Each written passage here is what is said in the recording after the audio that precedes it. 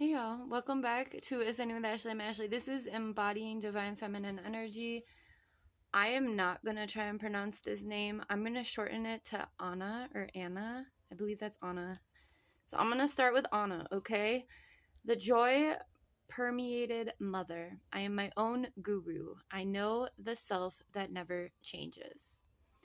Anama represents the essence of the expansive joy that comes when we remember our true self. Nirmala Sundari, which means beautiful one in Bengali, was born in the late 19th century in what is now Bangladesh. Her family questioned her mental stability, same, because from an early age she was always found in bhavas or ecstatic states of bliss. At 13, she was married to a man she would later name Bolanath. I'm sure that's not correct. I apologize. And he supported her life as a mystic and saint. At 26, Nirmala enacted her own spiritual initiation. The ceremony and rites were spontaneously revealed to her from within. She explained, as the master, I revealed the mantra. As the disciple, I accepted it and started to recite it.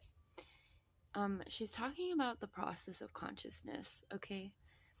In the 1920s, she set up a Kali temple and devoted her life to spiritual practices.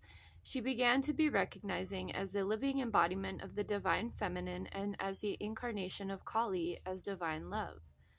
Her first disciple named her, this very long name I'm not even going to try, Anandamayi, or Anandama, joy permeated mother, because her blissful states would inspire others to remember their innate path to joy. Her first ashram was built in 1929. Her profound spiritual teachings began to attract scholars and philosophers, artists, and other contemporary mystics like, Paramahansa. I'm so sorry. She refused to be called a guru, insisting that we are all ultimately one self. She loved all living creatures exactly the same, including herself. Anama gave the red thread to women for this reason, which was the sacred right of bestowing spiritual authority previously only given to men. There's a passage in the autobiography of a yogi by Paramahansa, that person we previously talked about, that relates an encounter he had with Anama.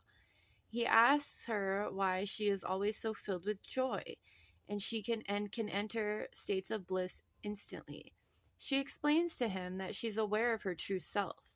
She knows that before she came to Earth, she was the same. As a little girl, and later, when she grew into a woman, still she was the same. And now, sitting in front of the Yogananda,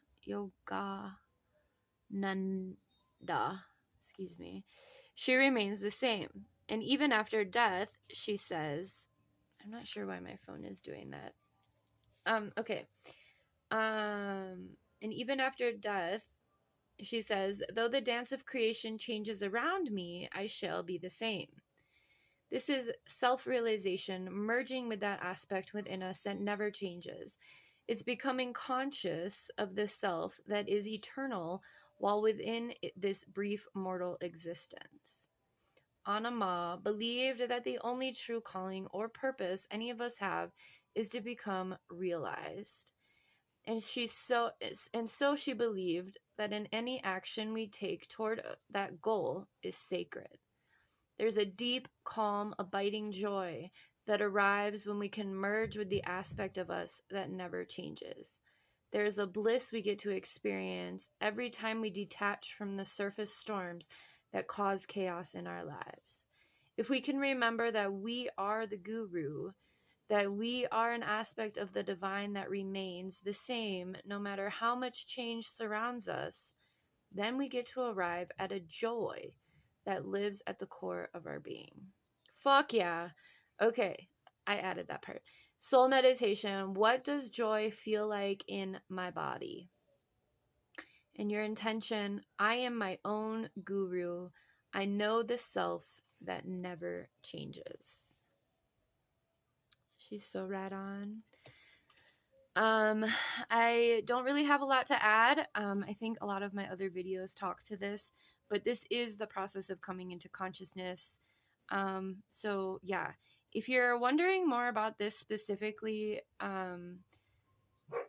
go check out the diving into the psyche video. That's where we talked about consciousness, subconscious, unconscious, but kind of the gist that she's giving of how to recognize and realize self, right?